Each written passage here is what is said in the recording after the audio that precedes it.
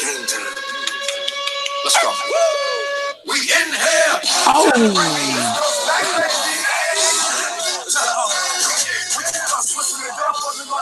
I think it's what Jimmy was listening to this weekend. Getting to the finals. A 70-point lead. Oh, man. Good job this weekend. Congratulations. Thank you. Answering, clapping back at people, huh? It was nice. You know, they give you guys one of those little plaques like they gave us that they give at dog shows. So they gave us when Panorama won it. Oh, yeah. Look at this little tiny thing. It's a good size plaque. Is it? Yeah, it's just a regular thing. Oh, you don't have it with you? I think it's in the car. Ah, nonsense. You should have that thing on a spinner. Be real country. There you go. No, you have 4 of them at least, right? Yeah.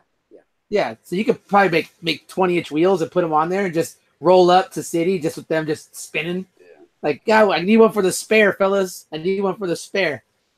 Yeah, the school hangs them up in the lobby of the gym.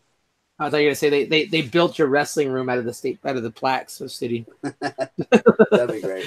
The walls, the cornerstone of each wall. That'd be great. Anyhow, well, good job. New state rankings are out. You see them? Yeah. What'd you think? I thought I don't know what happened at the southern section, so I didn't know what might have changed things. But I thought they were a lot of them were the same, and then I saw some shocking things that I was like, wow, I don't know why some people dropped out and some people jumped in.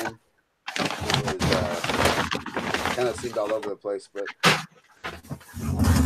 Well, I know there was some high-ranked people, some noted people that didn't show up to their qualifier. Really? That was kind of a surprise. There was some surprises though coming in, like leaving the Southern Section tournament. There was some surprises for sure. We can get to that in a little bit. We're kind of killing time today, ladies and gentlemen, because some of our guys, for some reason, forget that we have the podcast at 8:30, and they're going to be late. Luckily, I got Jimmy, who's like clockwork. He knows we're doing it, so he always jumps on and does us a favor. Josh, I guess, is probably working because that's what he does all the time. And I think Ramirez is probably closing down his elote cart and it's taking a little bit longer than he thought it would. So, but they'll be on a little bit. So everybody had their qualifier. It appears that everybody's going the weights they were ranked at. I didn't see any differences. Did you? No, not really. Yeah. So that happened. The girls' Southern section happened. City section. Everybody's state qualifiers happened. Probably one of the bigger stories, I think, of the Southern section, and you could give me the big story on your end. There was a lot of storylines coming out of Southern section. You had some people go down that were ranked pretty high. Some number ones that didn't get where they needed to get or where people thought they'd be. The one that was most notable to me was Amara Devricks going down in the semis to the MLK girl. Yeah, really? She went down to the MLK girl. Yeah. And it was a match for sure, but I was wondering why she dropped to 7th. Yeah, she dropped the match. So, and then the MLK girl took 2nd to guess who? America Lopez, number 1 sophomore. So she is really tough. Yeah, that's mostly like in the upper weights. I know like Heaven Jerez ranked number 1. She took 4th. She's been battling some stuff, but still battled tough. Had a tough 3rd, 4th match. So that was tough.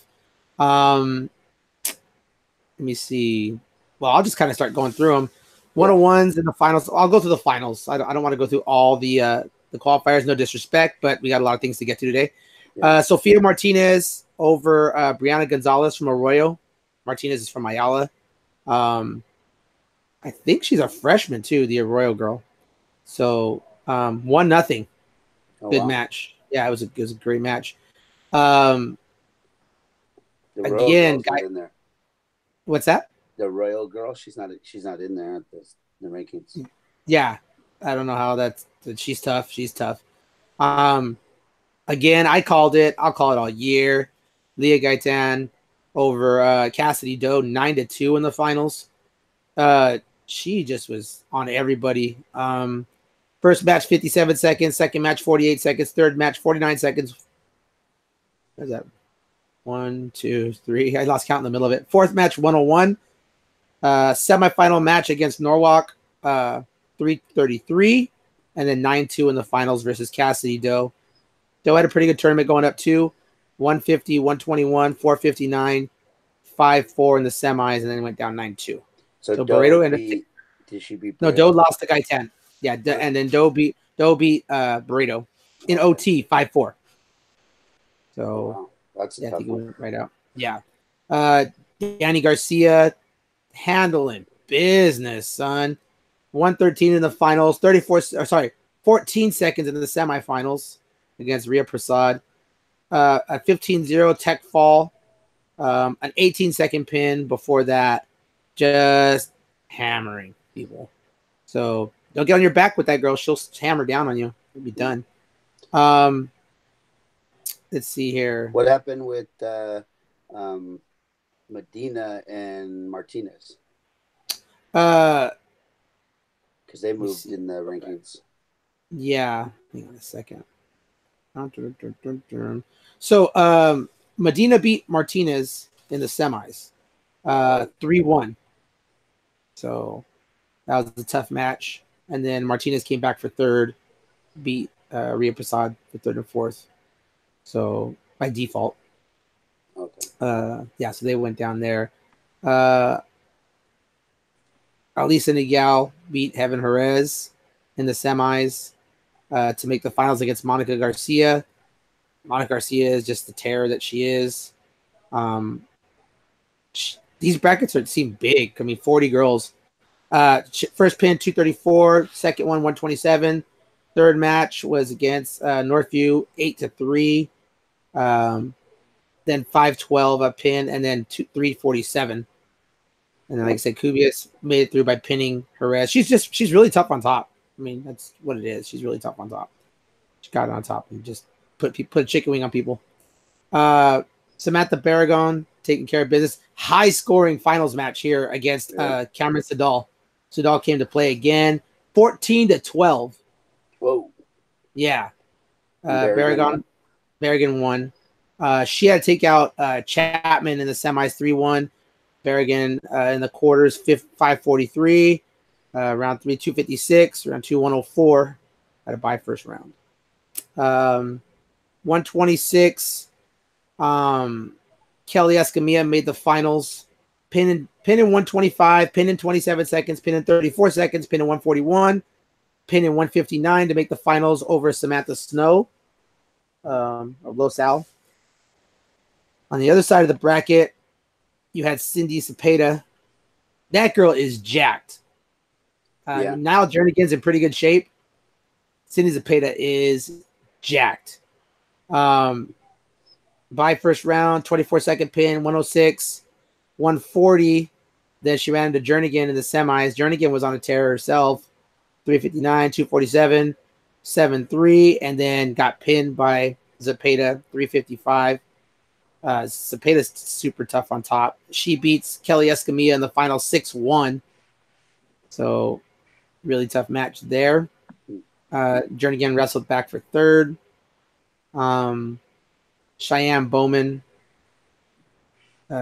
beat Aaliyah Yates in the finals from Knight. Thank you. Next. Let's see here. Anya Drury. Another one had a tear. 45, 40, 52, 14, 103 against Corona Del Mar in the finals. Let's see here. Beaumont's Briciello. 146 in the finals, 10-0 in the semis, 435, 41, 48 seconds, tearing it up against Sierra Rivera. So she beat Rivera? Yeah, she beat Rivera in the finals by pin. Okay. Rivera's from Victor Valley. Yeah. 150. this was actually a pretty, like, I got to watch the semis on this one. Jasmine Segura from Tustin pulled off the upset against Camp. Camp was a number one, 8-6 in the semis. She met up with Melanie Bacher. Melanie Bacher ended up winning 10-4. And Camp went down in the third, fourth place match against the Eleanor Roosevelt girl, who's really tough on top. I was going to say, yeah, because Camp's not in the rankings anymore. Yeah. So she's out. 160s, you had the one, Katya Osteen, returning state champ. 52 seconds, 40 seconds, 125, 46, 45. And then she won in the finals over an injury default over Shamira Cooper from Cerritos. 353, 17, 242, 40 seconds. And then there was an incident, and Katya couldn't finish. So we wish her the best. Hope she's in good health. The Shadow Hills girl wrestled back for third place on that route. 170, you had America Lopez versus Jessica Gutierrez. Like I said, Terrace took out the undefeated Amara Devricks, who was just doing her thing as usual. 14 seconds, 26 seconds, 45 seconds, 51 seconds, and then fell to MLK in 5:51, which I believe she was winning that match anyways to begin with. So it's kind of one of those things. It was, I think Devricks was just letting it all fly out at that point. And Mara came back and wrestled for third, as we probably all would have expected. She's a freaking hammer. Let's see here. That's 170, 189. You had Etta Wanda going down against Hedricks from Beaumont. Beaumont with a fall, 436. One in the semis, 6-0. One in the quarters, 8-0. Pin in 50. Pin in 117 before that. So, and at heavyweight, Sierra Adams Gregory from Lakewood, formerly of Milliken, formerly of Lakewood. She ran through the tournament pretty good. 10-second pin, 11-second pin, 13-second pin, 46-second pin, 37-second pin, 14-second pin. So, if you don't know, she's pinning people. She pinned San Dimas in the finals in Sierra Boyd. Boyd is on a terror of her own. Let's see here. She was looking at 452, 10-1, 440, 23 seconds, and then she ran to Gregory. So, Camacho wrestled back for third there. So, that's how those went down. Really, those are the main things that stuck out to me. What about with you guys over at the LA City? It was, pretty cut and dry. There was, besides some of the kids not being seated in the right spot, San Fernando was pretty strong. And in our city section, they dominated. They had 11 in the finals, and I think they qualified 13 to state, which is a lot. That's a lot, but what did you guys get through? I think we have 9 that qualified, with 8 in the finals and 1/3. We lost 3/3 that were pretty close and could have won another way maybe, and we didn't win them, but How do you have the lead you had with those numbers? We won the boys, and then we lost the girls. It was kind of like the same thing. Like, we were so far ahead on the boys, and they were so far ahead on the girls. It really wasn't as intense as it normally is. No. Usually a burner between you guys. Yeah, and at the city section level, they're pretty dominant. They're girls that are, not their better girls, are a lot tougher than our girls that are not our better girls. Mm-hmm. So, they definitely dominated at the city section. So it's a hard thing, but, you just got to try to win the next one, because that's the one that matters, right? Yeah, people forget what happened in city real quick when you throw in look at that ring. The one you had, that's the one you've been chasing for a while, huh? Yeah, that's the one everybody wants, right? Got you all Schmiegel. My precious. No. But any matches stick out to you? Any questionable things, stuff like that? We're gonna get over some of the questionable stuff that happened at ours. There was like the 116 match. There was a question about the time. They didn't run off the time, and then they gave a takedown at the last second and basically determined the match. So that was frustrating. What do you mean they didn't run off the time? What happened there? What happened was there was 28 seconds left in the match, and they blew the whistle, and we started our timer on the iPad, and then the clock never started, and we yelled, the clock, and then I jumped up out of my seat and was yelling and pointing at the clock. They didn't start the clock, and then the assistant referee said, "Yeah, run it off," and then they started the clock, but they were like 5-6 seconds behind the whole time, and we're yelling out the. So they didn't stop the match. They didn't stop the match. They never stopped the match, and we were up by 1 with 28 seconds left. So we clearly wanted the time to click off, and with 15 seconds left, they called us for stalling, and gave the girl a point, so tied it up, and then she took a shot with 5 seconds on the actual clock, not the real clock, and they gave her a takedown at the buzzer, and we were like, time was out, and we've been yelling since it started, that the time was off, and then he asked the other judge, and he said it was fine. And then I asked them if they would ask the table workers if they didn't start the clock on time, because they would know, but they refused to ask them. And then I asked the assistant referee, whose job is to watch the clock, if he noticed that I jumped up out of my seat and was screaming that the clock didn't start. And he said, no, I saw, and I told them to run it off. So they ran the time off the clock. And I said, how is that possible if they never stopped the match? You can't run off the clock while the clock is running. No. It didn't make any sense to me. And they just kind of weren't going to change their mind. And unfortunately, we would have went to overtime. And we had a similar incident in Southern Section. So I'm in a match with somebody, and they're gonna call the pin, and the buzzer goes off. And then the kid says time first, and then the buzzer goes off. And I look at the kid, and he's wearing AirPods. No way. He's wearing AirPods. And I said, ref, I think he called it early. And he goes, no. He said it was 0. I go, I'm not going to debate your call, but can you ask the table workers, because he's wearing earpods, and he was still wearing them when I pointed to him. Well, he's currently wearing earpods. Like, he didn't put them in when he sat down. He had the earpods in as he was calling time. And he was like, no. And I go, he's still wearing the earpods right now. Like, you can't tell me he heard the buzzer before he touched you, because he's wearing earpods. And he refused, absolutely refused. Like, he just would not get on board. So it's hard too, because you're like, I'm like, why can't they ask him? Like why can't we be like, let's find out for sure. Maybe the kid's gonna be like, no, nothing was different, but at least let's try to get what really happened. Yeah. So it goes both ways, though.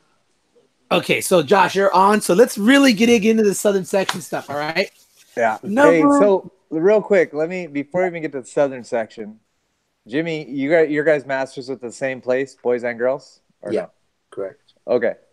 So I decided after girls' masters, when I was done, I went to boys' masters. We had 2-3 in the finals, boys. So I figured I'd roll over there and just watch them. I understand we're completely volunteers. Kudos to Roosevelt. They have a bunch of kids helping out, volunteering to come do that. Boys Masters had 100% adults running the score clock, which can be good and can be bad. I will give you that. They're not as technologically advanced as probably kids are. But they're less likely to get bullied and referees. Hold on. They're really like, I don't know what the class of A, B, C, D, like A being the best. They were like the B and C referees were actually doing the time and the clock and the towels and all that good stuff. So you had kind of more responsible. There was some better refs working the tables at Boys Masters than there were refs reffing at Girls Masters. I just wanted to put the side note out there real quick. Hey, first of all, don't call it Masters. So whatever. Yeah. People get there's certain people that get so pissed about that, dude. Yeah, I know. The pissiest thing. Here's my question. What qualifies you to go to state? Masters. Okay, thanks. End of story. End of story. Thank you, next. Right, Thank you, next. That'll be our playout song. No, next topic. Yeah. So girls Masters. Where do you want to start with? Do you want to start with the dude? Let's start with pissed the off first parents. No. Oh, yeah. Let's go there. Let's start with pissed off parents. Okay.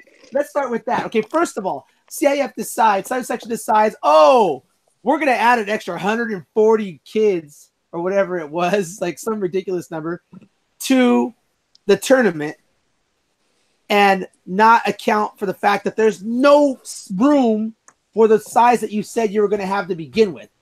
Yeah. So you have a line of parents. Like, I'm not talking like 10 parents. I'm talking like 150 people standing out there. They stopped selling tickets. While they're standing in line, they literally were letting parents come in to see their kid wrestle and then ushering them back out.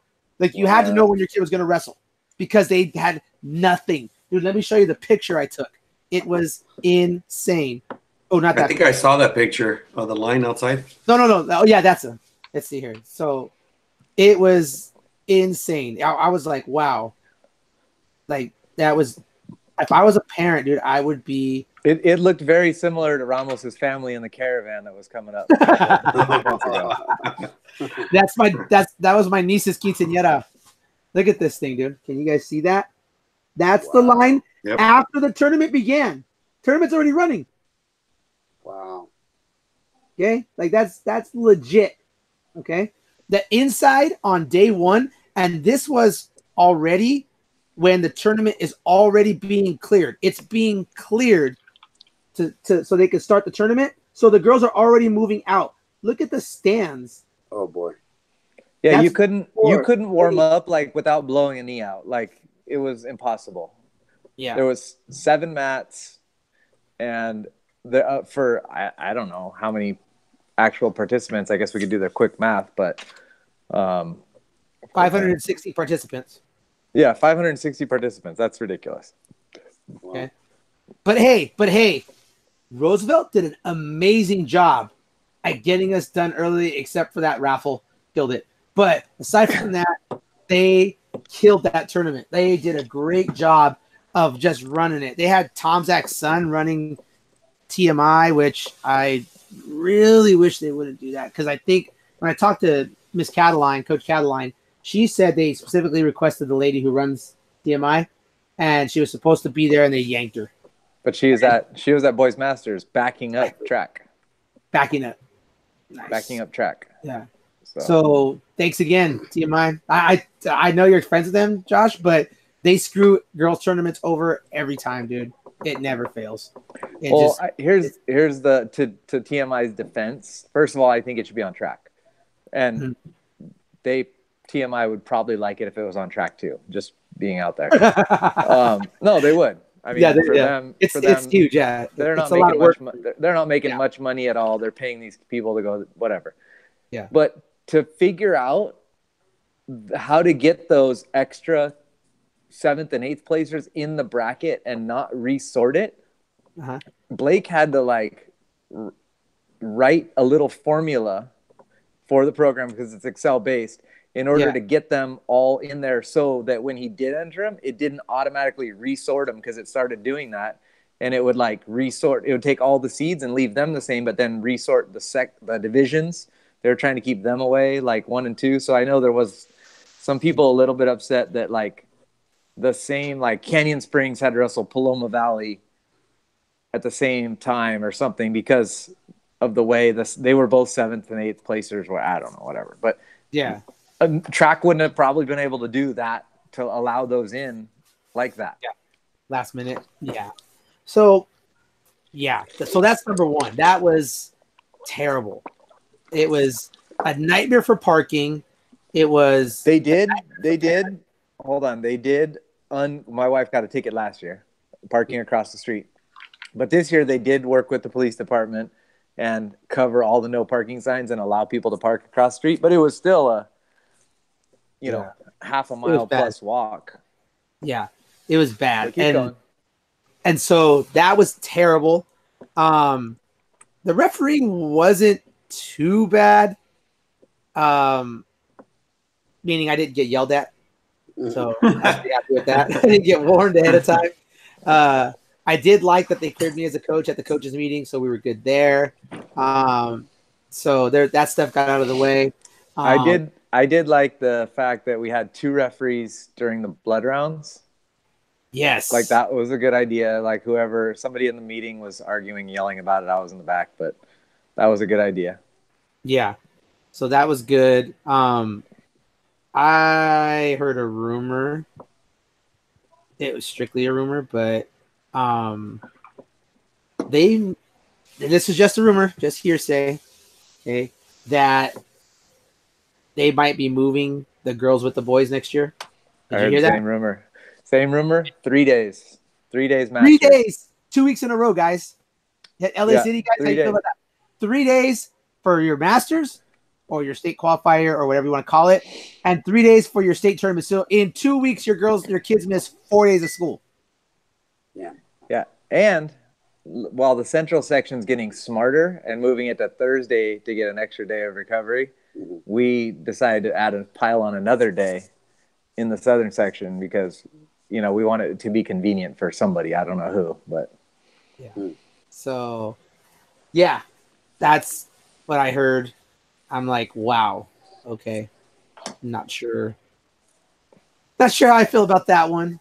And they want to go 2 days for CIF qualifier, whatever they're going to call it, the week before that. So you're going to go 2, 3, 3. So another day of school missing. Wow. Yeah. So you get 2 weeks of school in a matter of 3 weeks. That's pretty good. That's LA City math, if you ask me. Not charter though, Jimmy. Not charter math. Yeah. Charter math. Yeah. We can see you, brother. Let's see here. We had a venue change as well. We went What to happened Mission there? College. How was that? I saw they were doing buses and stuff there. It was an interesting setup. I didn't think it was very. The problem with it is there wasn't enough seating, and I understand the logic was that we've never sold more tickets than we had seats for, but the problem was the solution to the limited seating was to force the kids to sit upstairs along the track that ran around the gym. The indoor track? Yeah. Yeah, so they forced the kids to sit up there. So all the wrestlers were up on the railing above, which it was hard to hear. They couldn't really hear the announcements very well up there. And the big problem that I kept getting complaints about was that the kids are inviting parents and friends to come watch them wrestle, and then they couldn't see them. They weren't allowed to go sit with them, mingle with them. They had to go like outside to go talk to their family. And I was like, that's kind of rough that you can't. And you got hours of just sitting around doing nothing and waiting for your next match. And you can't hang out with your parents who came here to watch you. Oh, we had to go outside just to get a breath of fresh air. Because yeah. There was nothing, dude. There was nothing.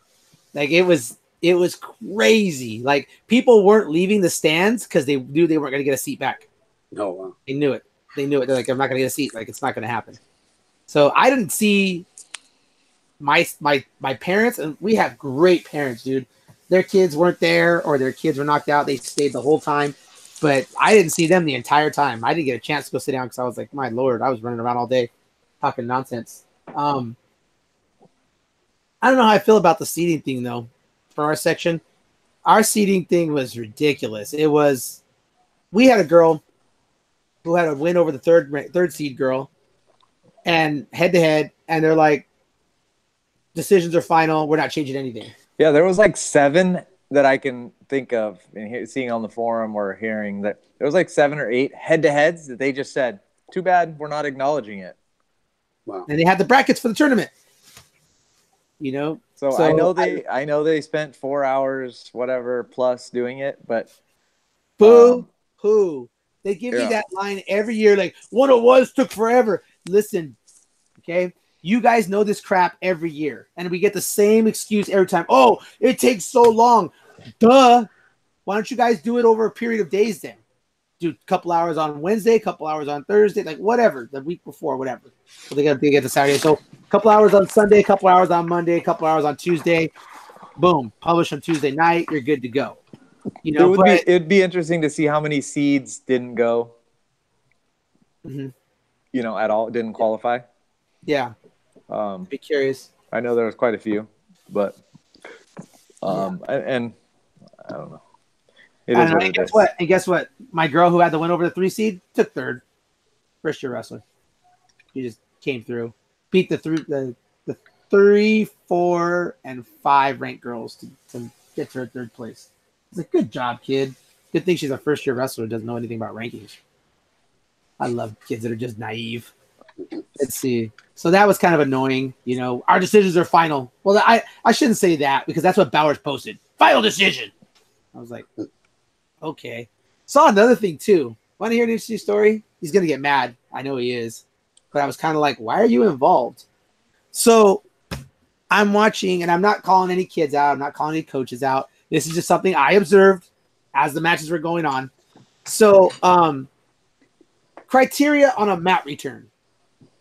Okay. Oh, I watched the same match. Was it Temecula Valley girl? Okay, so what's just me? No, okay. I was there. I was standing mat side. How was that mat return? That was 5. I Which maybe one? would have called it 4, but it was 5. Which one? The second one for sure. Okay. The first one was maybe a 3 with a lift. You might have got a lift. Yeah. But okay. The second one was 5. Yeah. Okay. High arc, Jimmy. That's what. And you being a Greco, Jimmy. You being a Greco guy. Yeah. Dude. Hey, let's get a hold of this girl. She needs to be on national team. Yeah, she's on national team right at the bat. Yeah, Greco right off the bat. She's. They don't give you a lift point anymore, Josh. That was a long time ago. Okay, sorry. I'm a fossil. So she takes the elbow girl up, boom, puts her down, right? And I'm like, ooh, that's kind of rough. Whatever, no big deal. No, wait, no, not whatever big deal. The coaches were going crazy.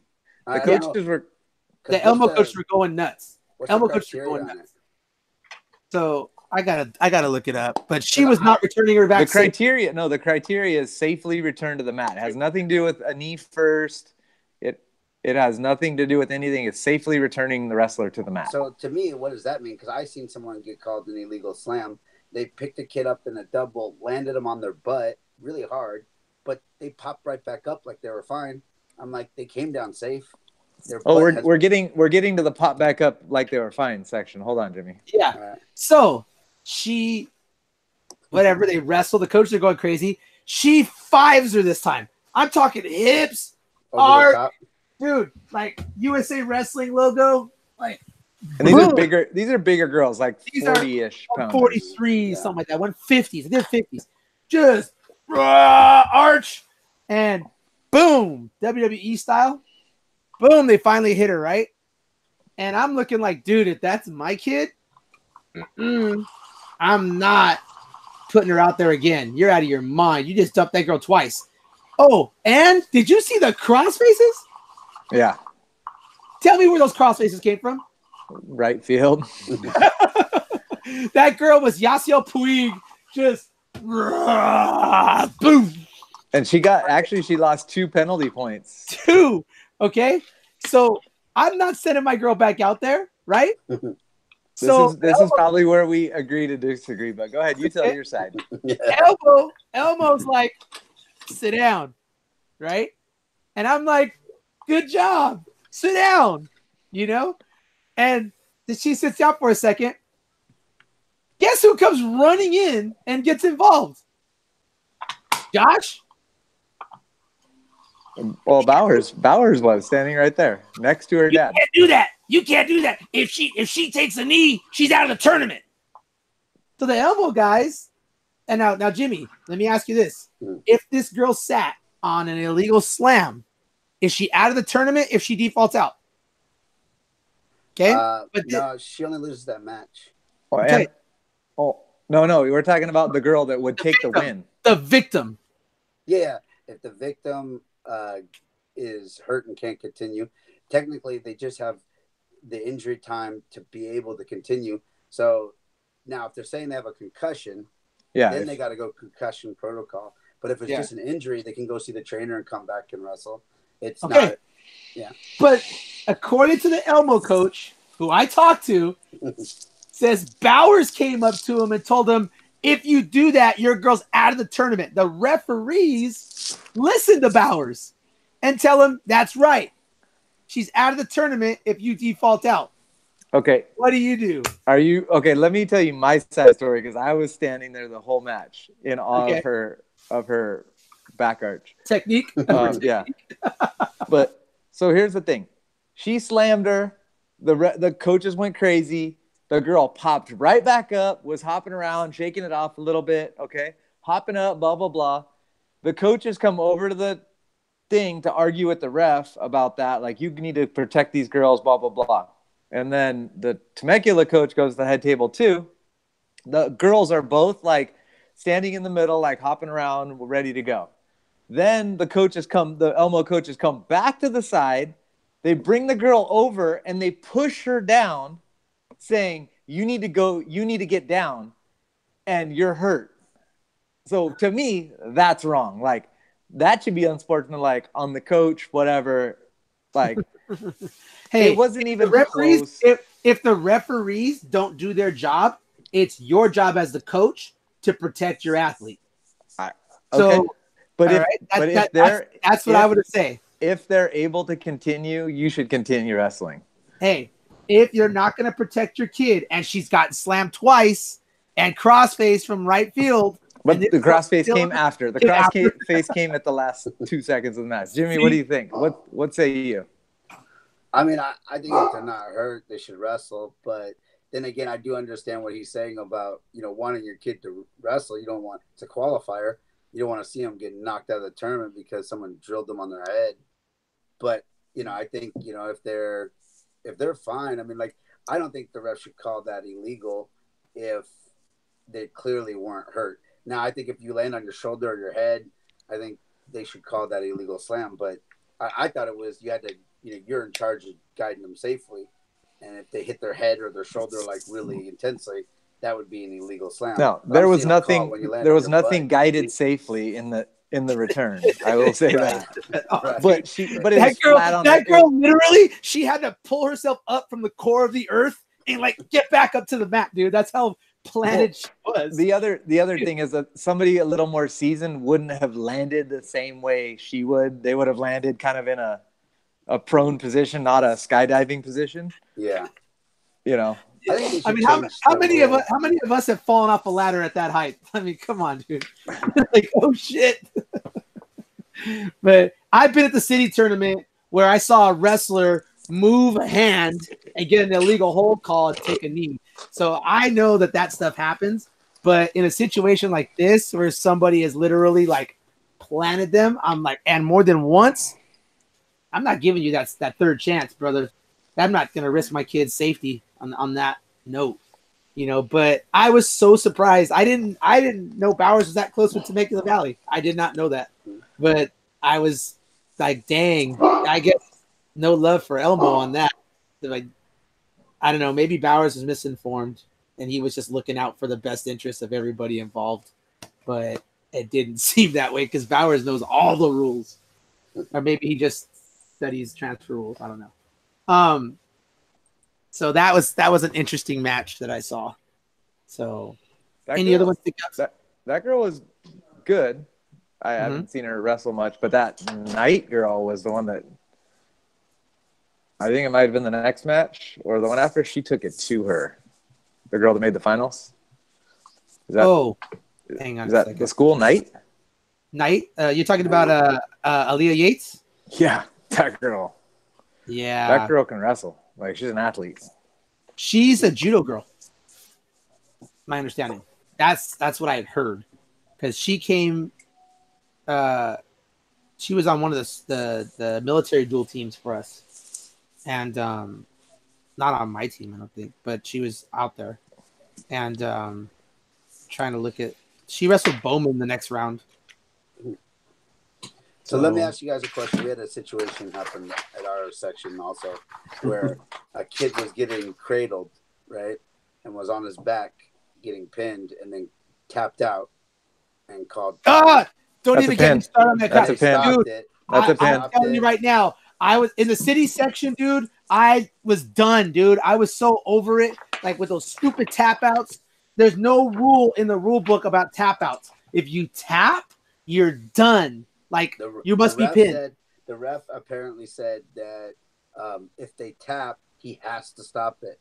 I was like, I don't know, because some refs don't. Like there is no rule in the rule book anywhere. Period. Anywhere. That's what the ref was saying. I asked Perez this when I was in the city section. Big like uproar, and a lot of people were like up in arms about it. And the kid who was getting pinned ended up coming back and pinning the kid at the end. So yeah, that's ridiculous. Hold on. But the kid, once it got reversed, that kid tried tapping out, and they didn't acknowledge it. They didn't stop it for that kid. You're out of your mind. That's what made it more controversial. That's what made it more controversial was near the end, the kid that got cradled in the beginning got a cradle, was pinning that kid, and that kid was trying to tap out.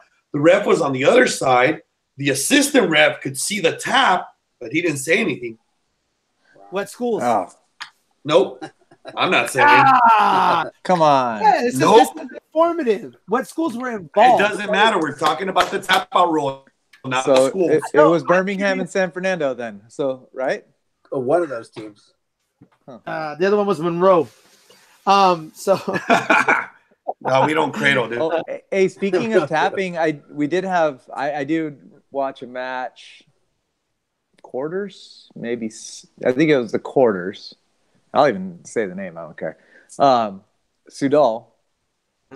She had this girl in this funky position. She's funky anyway. Like she had some like over the leg under, like it was like a half spladle type thing, and this girl was like, it was tight, right? Yeah. The girl tapped, but as she tapped, like it was like smacking her face because she couldn't breathe. It was like tapping whatever, and it was like bam, bam, bam, bam, like 5-6 times. Well, the ref calls a pin. They get up, and Sudal just goes bam, like smack the girl back. What the 5 fingers say to the face? Hey, almost got thrown out of the tournament for that. Wow. Because the ref didn't. The assistant ref that was sitting there at the table talked the other ref out of it because he said that girl hit her like 5 times in the face, and she just kind of like one little slap back. But usually that's pretty blatant. Like they were. They always see the reaction. Second offender. They right? always see the reaction. They don't see the offense. They see the reaction. Yeah. So. But tapping is pinning as far as I'm concerned. I agree 1,000%. 1,000%. So, yeah, so isn't it a little frustrating when you coach girls and you coach boys like Jimmy, and you, Josh, obviously coach both, but you get the boys brackets instantly. Yeah. As soon as the tournament's over. Yeah. Instantly. You know who you got. You know your road. Yeah, girls side studying them, and you don't know anything. You go wait. Well, I don't understand why we can't even have, like, the North does it, and I think Central does it too. They have it's a formula, right? If you place this at this, you go here, and then you wrestle through it, and then they try to separate it a little bit at the boys' Southern Section Masters. You know, they try to keep the 1, 2, 3, and 4 away from each other, ranked in state-wise. Or not the 1, 2, 3, the highest 4 away from each other, because our goal as a section for boys and girls should be to send the most people that have the capability of placing, right? Yeah. That's our goals as sections. Yeah. But I don't know. We can't even figure out how to agree on rankings or seeding. So I don't know. Would we take the Southern Section rankings or would we take the state rankings, which are completely different, as our section? Yeah, I don't know. It's rough. I feel like there's more information, though, in your section rankings. There is a lot more in depth. Yeah. John does a great job. Well, and I talked to John this weekend a lot. I'm sure you did too. But I don't care. Throw anybody under the bus because he gives them the input and they don't even listen to him. He was frustrated, like spending hours and hours on conference calls, and then because you know why? I'm going to tell you. He gives them the data and the input, and they don't even listen to him. Like he's giving like other sections too. Because they're all self-serving. The whole reason I recommended John when people ask me was because John's so like middle of the road. He's just like, dude, I'm not going to put my kid above the overall good. He's going to do what's right. These guys that are on these committees and they say, oh, well, the system's going to change next year or whatever. It's like, no, it's not. It's the same guys voting on who's in and who's out, you know, and it's the same people in there and people that I wouldn't trust. I'll tell you right now, people I would trust. And then there's people in there too that didn't even want a girls team. And now they have a girls team and they don't know anything about the girls side of things, just that they're forced to have a girls team because they have so many girls and they don't really have the greater good in mind, period. You know, and I mean, Jimmy, you've been in a seating meeting with me for our section. Like I'll put the grid of the section above my team. You know, when they were saying, oh, you can't absorb the qualifications, you know, because LA City had put this really weird points that you needed to score, and they didn't give anybody time. They gave it to them the Wednesday before a seating meeting, and I knew we scored all the points, and I asked, hey, can they absorb them if they beat us? Yeah. No. Well, why is that? Nobody's going to show up then because there's no way that you could qualify for state at that point, you know? But not that I want to be on that committee, but I'm just saying, like, you have a lot of people on that committee that are just scratching each other's back, in my opinion, you know, and that's why they don't look at hard evidence. When John gives them hard evidence, they will put it aside if it goes against their, you know, their plan. You know? Are those nominated positions? Negative. Those people are appointed. And to be honest with you, you got to know somebody to get on. So it's cronyism. You're talking about the state committee. Well, state committee is even worse. Southern Section committee is just as bad. So, I mean, you know people who are getting recommended, Josh. How do they get recommended? Somebody on the board. Somebody on the board has to recommend them, but then CIF has to approve it. But CIF isn't approving anybody. But 8 people showed up to the seating meeting. The boys have like 50 on their advisory. Yeah, how many are invited? What? How many are invited? To where? The boys or the girls? Oh, to the girls. None. You can't go. That's close. Exactly. So I don't, you know, it's the same people. Like I said, it's just those people that are in control. And people get really frustrated. They don't know where to direct it. And that's why they don't say anything. That's why these committee members don't want to get on the podcast. They don't want to just talk about it. You know, like, look, I even told them too, like, look, we're not going to have hard questions. If you just want to read out your rankings, maybe just say a little bit about why this person's here and move on. We won't even take questions. We just want to hear your rationale behind it. They don't want to say it. You know, and those people even. Was that you guys want to talk about the new rankings that came out? Let's do it. May as well. Let's see. So let's pull them up real quick. This is going to be a long podcast. I made sure to put on my adult diaper. Let's see here. Okay, so state ranking 101. Should we go through all of them or you just want to go top 4? What do you want to do, Jimmy? Whatever. I mean, or spots where we thought things have changed. Let me ask you guys, because you guys do it a little different and we don't have anybody else from other. What do you think is for the greater good of the sport to have like Southern Section does, and let's just hypothetically qualify 8 to each from each regional into Masters? Or is the better good for the sport only qualify 3, maybe 4 from each regional, and then have a smaller tournament and get through it a lot quicker and there's less fluff? Because in my opinion, I'm going to say for the most part, 4 through 8, if we did place them all the way, 4 through 8 or 5 for sure through 8 is they're going to go 0-2, 1-2 at Masters. What do you think? I wouldn't say that because my girls made it the second day and they didn't go 0-2. They never know. I think it's. But what they place? If you would have wrestled your regional, what would they have placed? That's my question. Yeah, they probably would have placed higher. Yeah, like the 7 and 8. The 7 and 8s all went. I don't think any 7 and 8 or 8 maybe won more than a match or 2 the whole time. Yeah. No, we think we went 3-2 because I had 2 girls that went blood round and didn't Like make for the it. promotion of the sport, I think maybe you do get more fans. You get more people excited about I made it to this point. Just like I agree with divisions in state. I think it promotes the growth of the sport. Hold on, but I think Go back to Minnesota. I think it promotes the growth of the sport, so you can go back to your school and say we took 3rd in state, not 3rd in masters. You know, it's a big deal. Yeah, just like they have 8-man football, so you can say you're a CIF champ. Get out of here with that nonsense. That's only LA. Yeah. No. No. I think I took 3rd in our master. With 3 girls. Yeah. 5. Oh, would you pull out those 2? Yeah, Jasmine Heraldez put a singlet on. Shh. It's okay. They said she's overweight. They just called me.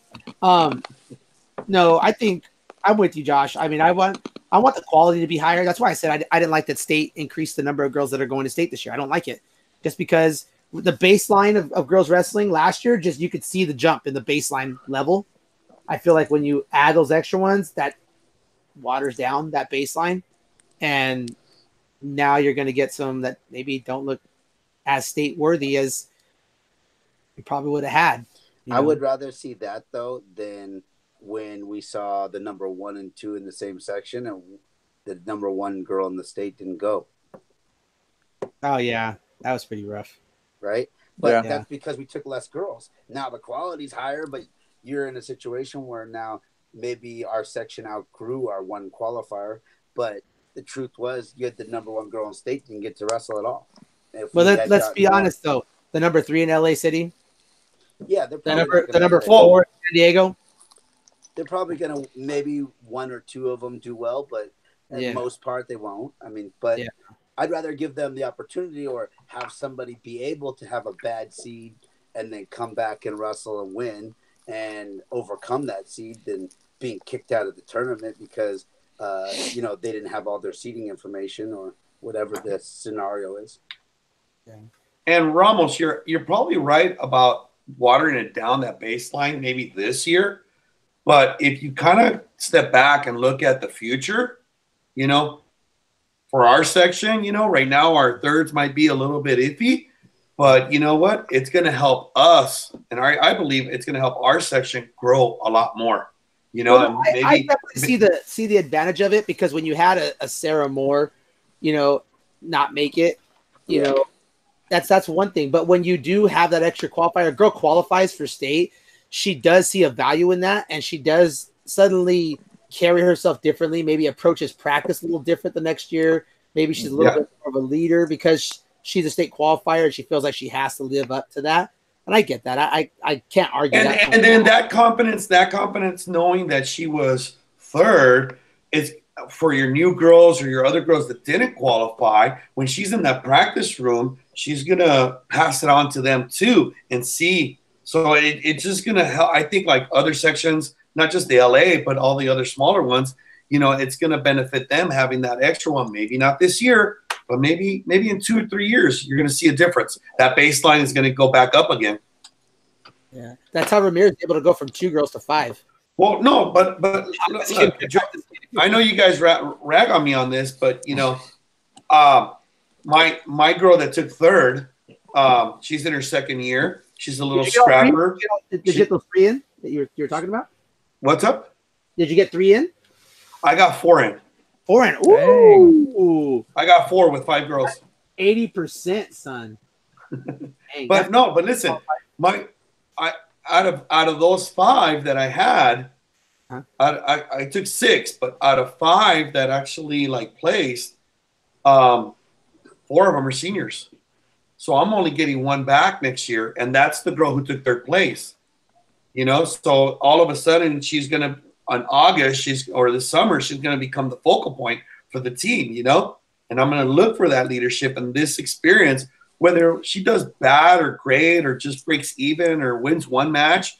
I'm going to take that and just try to build on that, and there's a lot of teams out there like me, we don't have a lot of juggernauts like San Fernando and Birmingham and Walnut, and stuff like that. Esperanza. We don't have a lot of juggernauts like that, but it's going to help us little guys a little bit. Getting that third or that extra qualifier.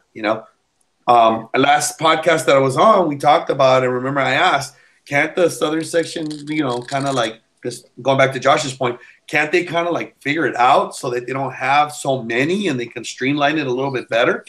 I mean, we talked about that too, but sometimes the status quo is the status quo. Nobody wants to change, especially when it's the old guard still in control. Yeah. Well, no, I mean, you guys make good points. I mean, I get it, and I'm somebody who will have an opinion, but still do whatever. I mean, you're gonna do what you're told either way, right? What are you gonna do? Boycott? Yeah. No, you're not. So, so back to the rankings. Yeah, let's get the rankings. All right. So, did anything change at 101, or is it the same? Let's see here. I don't have a side by side, to be honest with you. Let's see. Cristal Rodriguez from Buchanan, Lizette Rodriguez from James Logan, Sophia Martinez, Michaela Guevara from Amador, Haley Ward at number 5, Chelsea Mendoza at 6, Melissa Lee at 7, and Jacqueline Hernandez at 8. Hernandez took, that's the same, right? Yeah. I might be looking at the old page. Let me check the new one. Hang on a second. Let me check. Give me a second here. Let me bring up my screen. That's what I have for the new one. The new one? Okay. So, state coaches bands.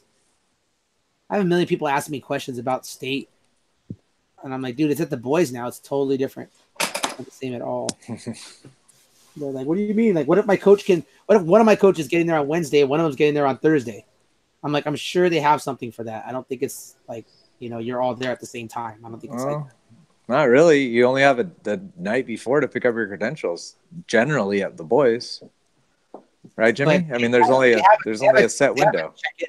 They have a check-in at 6 o'clock on Thursday, according to the schedule. Yeah, usually they're just kind of hanging out there in that same spot. I think you can check because I checked out the website, and well, like I guess the last couple of years they did it differently. Do you remember when they did it with the picture? The picture ID? Yeah, they used to do the picture on your lanyard. On your pass, yeah. On boys. Okay, so that's the new one. That's right. Jacqueline Hernandez. What did she take at her section? I thought they said she took 4th. Is that CCS? right? Yeah, from her Frontier, number 8. Did she take 4th in her section, Josh? Oh, that's Central section. Yeah, I think she did. She took 4th, but she's still in there. Well, she qualified, but she did qualify. But is that 4th there stronger than, say, the 101 in Southern? I don't know. Is Mendoza on there? Yeah. Mendoza is on there, yes. So you got Cristal first, Mendoza second. No, wrong Mendoza. This Mendoza's 6. Yeah. Chelsea. No, I'm saying at their section tournament. I was thinking. Yeah. Oh, okay. Yeah. I was thinking the one of them third in the place finals. girl's not on here. Third place girl's not in here. I don't know. Thumbs up there. Anyhow, nothing really crazy there.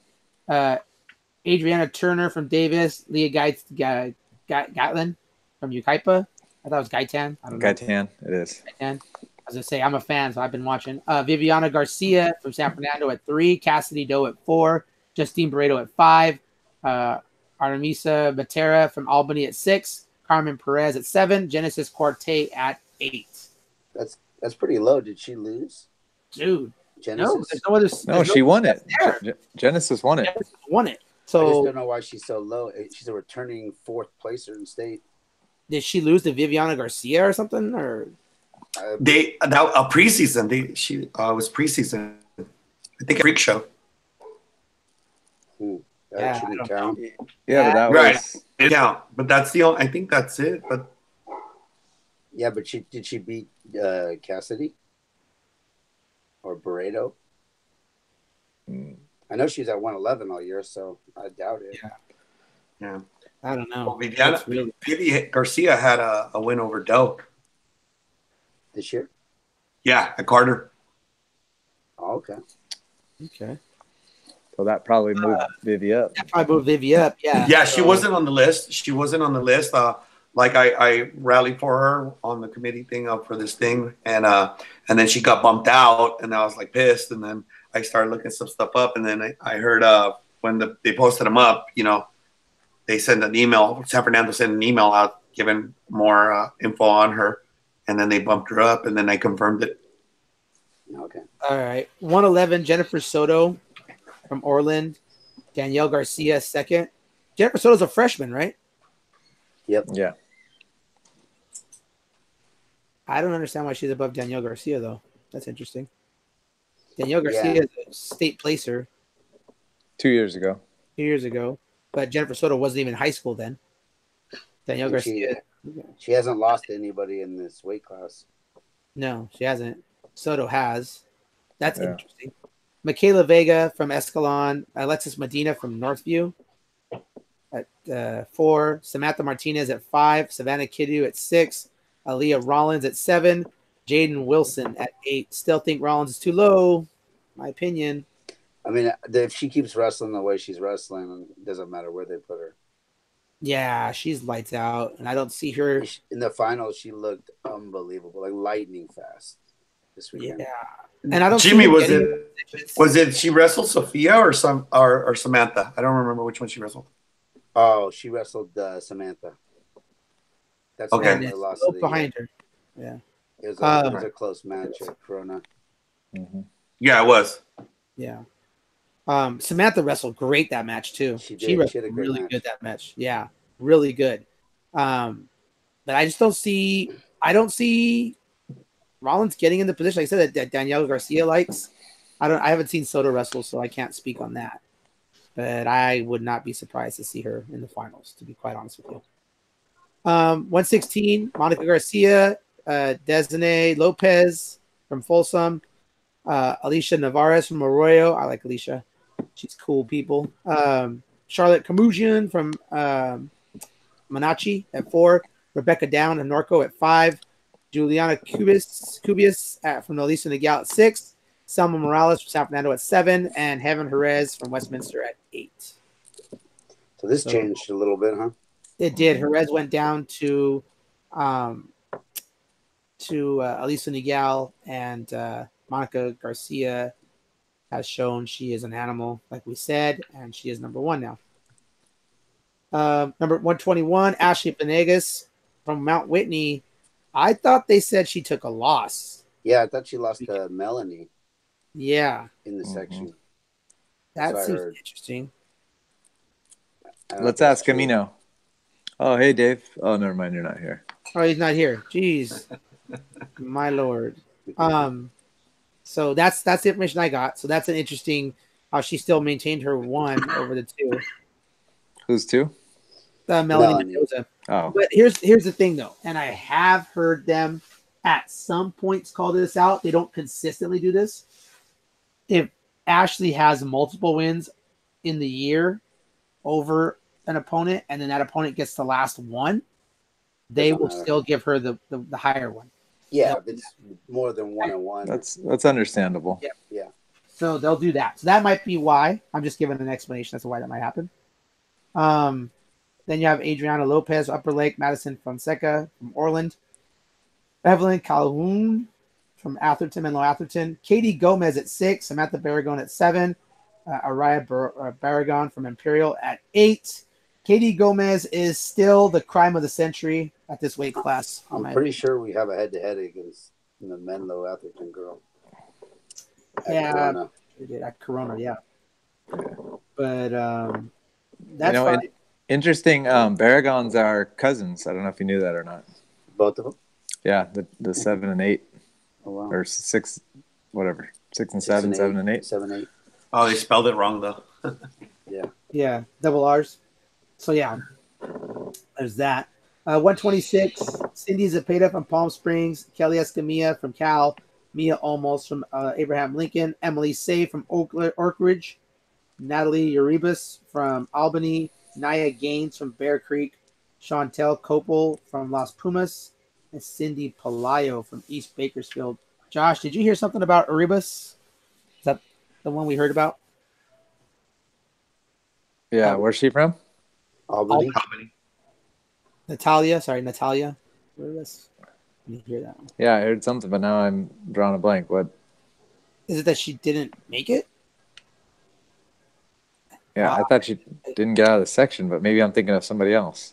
I'm trying to go back right now as we're speaking and try to find that message. I could have swore I read that yesterday. But you freaking pricks were blowing up my phone while I'm trying to drive home. I'm like, good Lord. Cepeda jumped from 7 from the last ones to 1. You shut your mouth, son. You better apologize right now. That girl will get on top of you. She's mean.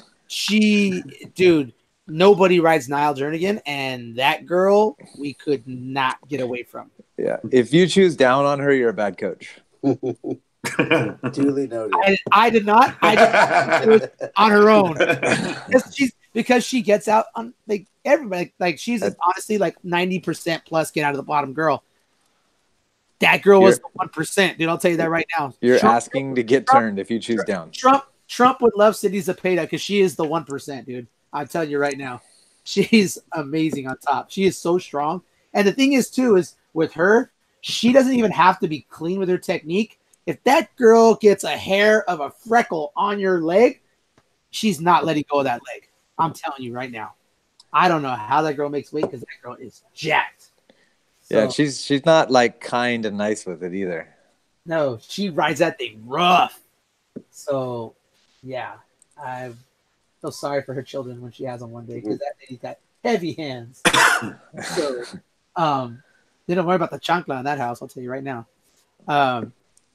Let's see here. So, Cindy Zepeda, Palm Springs 1, Mia Almost, Emily Say, Natalia Uribas, Naya Gaines from Bear Creek, Chantel Copel from Las Pumas, Cindy Palau, East Bakersfield. That's 126. Anybody there you guys interested in? Anything else? No? Okay, good. 131. Anybody want to guess who number 1 is? Probably. I didn't have one. Mary Lopez. And Bowman, number 1. Mary Lopez, number 2. Let's see. What is this? Okay, there we go. Anna Smith from Menlo Atherton, 3. Athena Wilden at 4. What did Wilden take at our section? Was she in the finals? What school is she from? Wilden is Oak Hills. Oak Hills. I didn't think she was in the finals. Let me look. I'm pretty sure she was. I think she was. She took a loss. Let me see. 131. Yeah, she lost to Yates, I think. Yeah. I think I saw that. They don't have Yates ranked, but they don't have Yates ranked. Yates is 7th. How is she below? I don't think they've wrestled that many times. They might have, but I don't think they've wrestled that many times. I think Yates should be up there. I'm a Yates fan. And ready. Actually, no, she lost to Bowman. So, yeah. So, Wilden lost to Bowman. Yates beat the Temecula girl 7-0. Also, they didn't wrestle. Yeah, they didn't wrestle. Well, understandable. Okay. Explain that one pretty quick. All right. 37s. Oh, sorry, did I finish that one up? No. Wilden, Yeah, you did. Phoenicia Pruitt, Michaela Contreras from El Camino, Aaliyah Yates, and Samantha Larios at number 8. That is a rough 8. 137, Anya Drury from Westminster, Dahlia Garibay from Freedom, Joanna Cui from Albany, Sophie Muse from CK McClatchy, Falia Martinez from Oakdale, Lauren McDonald from Menlo Atherton, Annie Hui from Fremont, Taya Basped from McNair, 137. Nothing there, guys, huh? Here we go. 43. Gianna Anaya, San Fernando, 1. Francesca Laposti from Albany at 2. Lily Freitas, number 3. Moment of silence, fellas. That's crime. That's a shame. Juliana, because she's gonna bust that bracket wide open, and then you're gonna get to see her. Depending on where she sits, you'll see. I mean, and if depending on how many they seed, that could be really bad for the bracket because she is really good. If they only do 2, that's going to be a crime. Yeah, Juliana Riccardo from Beaumont. She won the South. Sierra Rivera from Victor Valley at 5. Marion Perez from Ridgeview at 6. Tiffany Calderon from Birmingham at 7. Macy Lockery from Del Oro at 8. Did you guys wrestle anybody above you, Jimmy? No, we were at 50s all year. She just went down. That's the other thing too. Palm Springs went up when everybody went down. It's kind of crazy. I think their team shifted up. So 150, I met Elor from College Park at 1. Maddie Konopka, La Costa Canyon at 2. Alyssa Arana at 3. Michelle Commission from River City at 4. Beyonce Garcia from James Logan at 5. Melanie Bacher from Norte Vista at 6. Sharini Donis from South Bakersfield at 7. Hannah Riccoli from El Molino at 8. So here's a question. So say somebody's ranked, right? And you had a head-to-head against somebody ranked and you jumped ahead of them. Now that person who you had the head-to-head against, which got you in that position, is now out. Do you stay in that position? Or do you drop as well? Hang on, let me phrase that again. That's what happened here. Phrase that again, please. So say somebody's ranked like 4th, and you beat them head-to-head, so you jump ahead of them, right? Head-to-head. Yeah. But then the 4th ranked person is now no longer ranked because they lost a bunch. Now, do you stay in your same spot, or do you drop as well? Well, I think people wrestle better at certain parts of the year just because they dropped off. They could have an injury, they could have an illness, they could throw a horn, they could do a lot of things. I don't think it should necessarily hurt you if you beat them when they were ranked higher. You beat a higher ranked person. Yeah, usually you stay once you're in the rankings, you stay there, and it's a little harder to drop out. It's very hard for them to say like, "Oh, somebody else is wrestling." Somehow waters down your wrestling. Well, I know in the boys ranking sometimes, because it's happened to us before, where we beat someone and we jump ahead of them, and then the person we beat lost, they dropped, and then we dropped with them. And I was like, why did we drop when we did beat them? But I guess our only claim to fame was beating that one person. So you didn't have the resume behind it. You didn't beat anybody else. That's right. So why would we? So it's like sometimes I think it's weird that a head-to-head will jump like 3 people that you haven't wrestled who are also good, but you beat the right one, you go to the top. Well, let me ask you. They used to do that with college football, and they do that with like college basketball. The strength of schedule, you beat them. They're one of the top programs, and then they fall off, and then that waters down your ranking, and then you start dropping. Yeah. But they shouldn't do it, Jimmy. You should, if you got the win, you should stay there because you beat them, and when they were at that top or that ranking at that time, and you got no control what they do afterwards. Yeah. Let me ask you guys this. Why Ahmed at 1, but not Frida set higher than she is? Or Katie. Yeah, or Katie. But Soto and Amit are number 1. Yeah, why is that? Because they're from the north. I don't know. Did I say that out loud? I don't know. Are they from the north? Yeah. Oh. Somewhere up there. They're north of us. Yeah, that seems interesting to me. Why those two, but not those? Both undefeated. Both, I don't know. That seems very odd to me. I mean, the only thing I can think of is that there's more state placers, but in Soto's case, there are state placers that are ranked behind her. And Soto's lost a non-state placer. Yeah, I don't know. So that's very interesting. Again, not knocking a kid, just questioning the method. 160.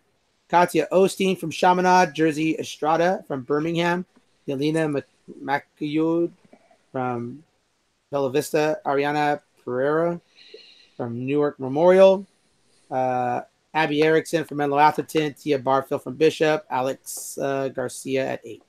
You skipped 5? Oh, what? Did I? Yeah. Shamira Cooper at 5. Your band mate. My trumpet player. We call her Tootie. So, yeah, she had an interesting tournament this weekend. So, anyhow, that could be an interesting final if the 1 and 2 meet. Yeah. Oh yeah. Be. I know there was some pretty good action this weekend at that weight class. So, 170. Adelina Parra from San Fernando at 1. Miliana Vergara from Gregory at 2. Alia Abushi at 3. America Lopez from Valencia at 4. Bowan Duncan from Clovis at 5. Jessica Gutierrez, MLK at 6. Amara Debricks at 7 from Corona. And Sophie Rivera from Mayfair at 8. Debricks dropped a lot just for taking that one loss, huh? Yeah. Yeah. Jimmy, let me ask you this. What's Jersey walking around at? 162, 163. Was there consideration for her to go 70? I would have liked her to do that, but if we weren't going to go 43 or 50, if we're going to go up, I'd rather have gone all the way up. But yeah, I mean, I had this question last week, but I didn't want to ask it and have San Fernando think I'm trying to like help you position. Now that everybody's like set in stone, it's just a question. I definitely have thought about it, but the problem. I mean, do you think Lena Parra is a more difficult matchup over Katya? I don't even know if Lena and Katya have ever wrestled, to be honest, but I was just curious. They have wrestled like 100 times. I mean, they grew up together. I know that. So yeah, when they're kids, and they're always 1-point matches, so it's close. Yeah, they're tight. But yeah, I mean, I like the matchup better. It's just the fact that I don't think she feels comfortable giving up that much weight. And as it was, she was a little nervous about going 160 with everybody being so strong because her philosophy has always been to cut the weight and be bigger instead of, lift and get stronger. So this is the first time she's not actually cutting a ton of weight. And she, I think, thinks that she's going to do better with a healthy mind and a, harder work ethic. And I've seen a big difference in her already. I mean, when she's not cutting the weight, she's a lot happier. She's working a lot harder. So, at the end of the day, we want her to do the best she can. And if cutting weight is the thing that's stopping her, then forget it, especially if you're as good as she is. Yeah, no, for sure. And I could see that concern because Katya is freaking strong. Yeah, she's worried about it. My girl got to wrestle this weekend, and I was just like, my God. My girl's just like a big girl naturally. We don't lift weights. I think you can tell she just lifts her trumpet. But Katya looked like the Viking that you always think she is, and I was like, my Lord. So that was interesting for sure. So I was just curious. I just didn't know. I mentioned it to her. She did not like the idea. She's like, I'm not giving up that much weight. Those girls are huge. Yeah. But I was like, sometimes they're easier though, Yeah, they move a little slower, and yeah. So 189, Floshay Akinola, Menlo Atherton, Madeline Navarro from she's kind of been on the cusp for a couple years now, right? Well, she got second last year.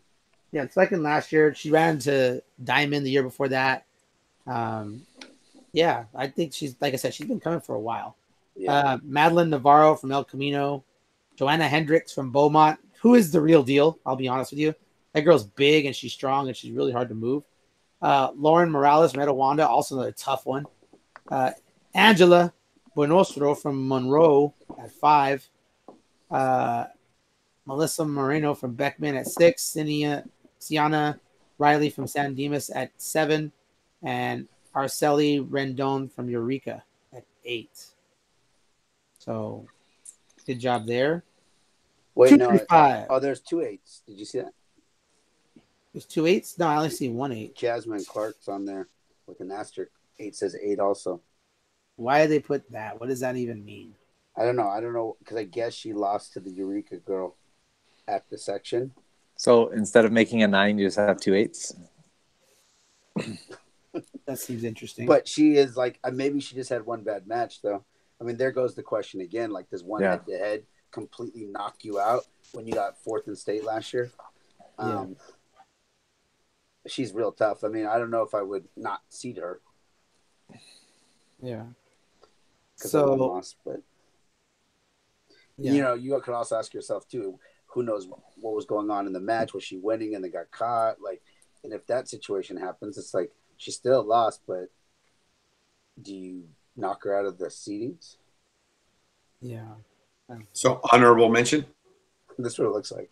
That's the one weight class with honorable mention. Geez, that does not make you feel like maybe there's some, I don't know, some kind of, I don't know, bias. I didn't want to say that. But okay, since you brought it up, now, they're not going to see me for a couple of years. But yeah. So interesting. I mean, that's the one. Okay. 235, Tavi Heidelberg from McClatchy. Christina Santoyo from Monroe at 2. Sierra Adams Gregory at 3. Tagovailoa Valafali from Pacheco. Liliana McCoy from Casa Grande. Sierra Boyd from San Dimas. And Maya Franco from Santa Ana at number 8. Anybody there?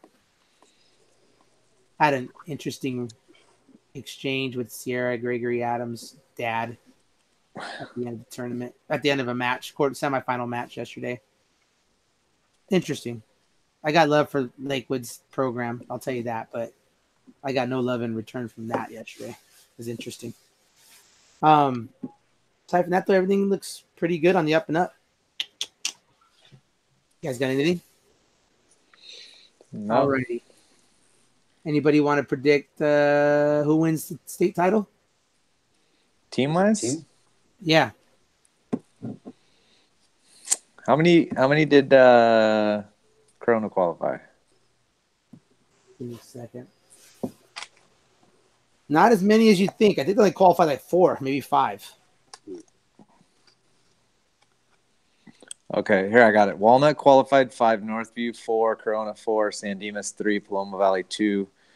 I'm going to go out and say Birmingham has a good shot. Probably the best shot, depending unless San Fernando gets some really favorable draws. Well, it looks like they got a bunch seeded, so it looks well, like I know, but some good spots. Seeding and draws depends on 3 champs. 3 champs over what? 2 top 2 girls. Top, yeah. We also got Fridas too to worry about. That's what I was saying. Yeah, that's how I'm like, ooh, that's we got tough. Katya to worry about also. So yeah. So yeah, but you have like 1 through 6 to worry about at Katie's weight too. Yeah.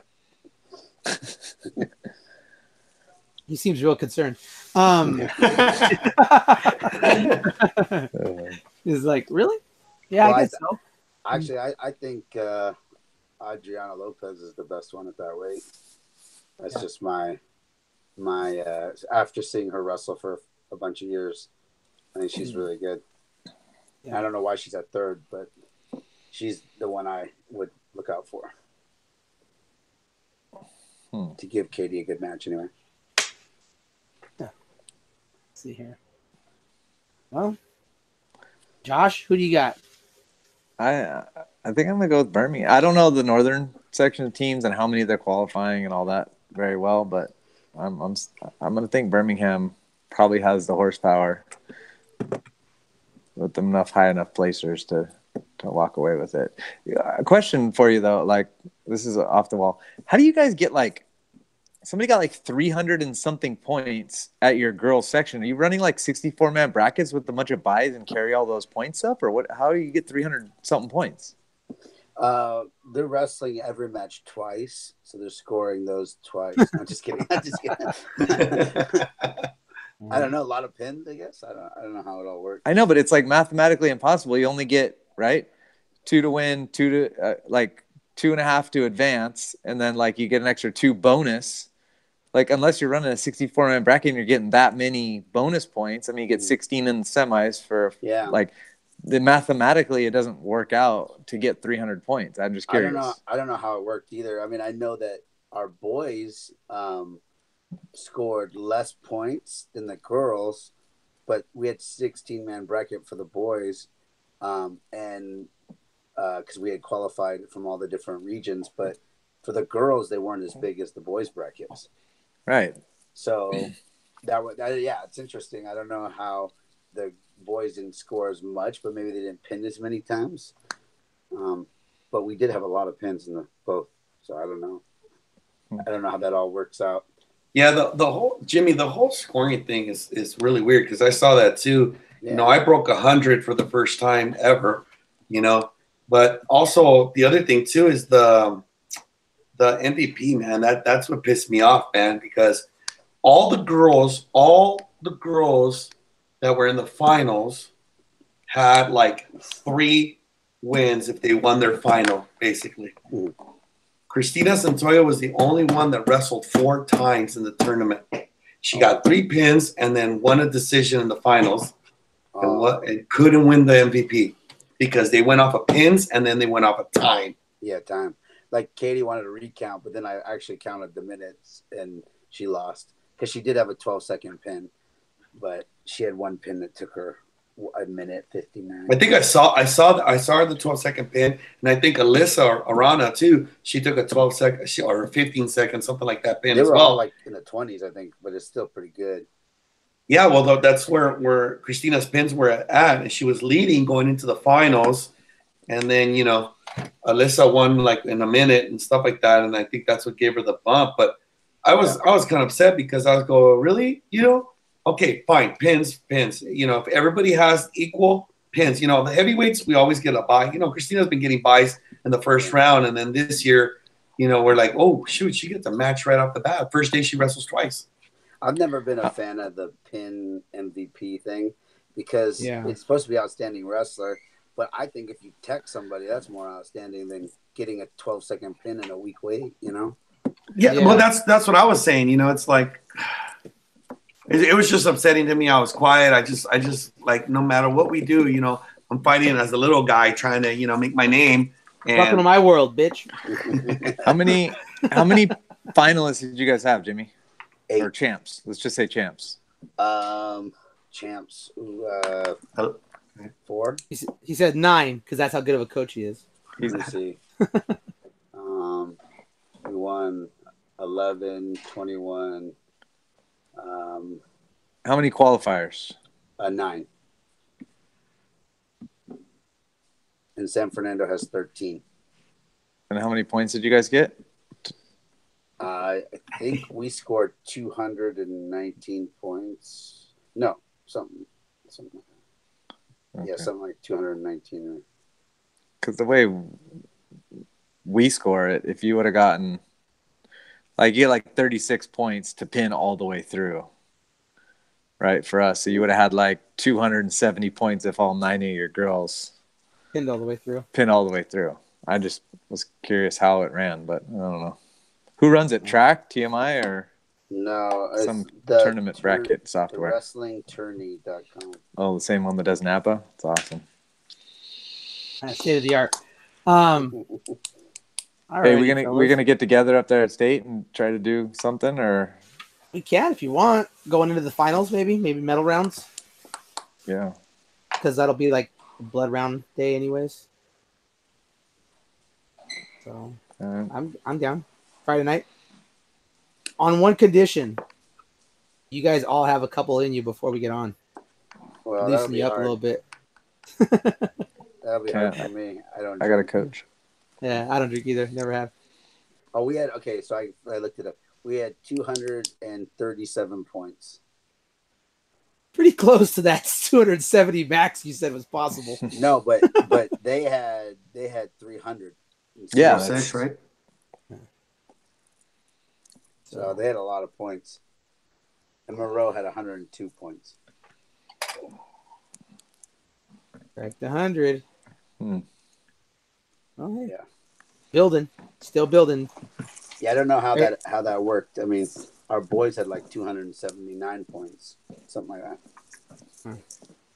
All right. And second was like 190.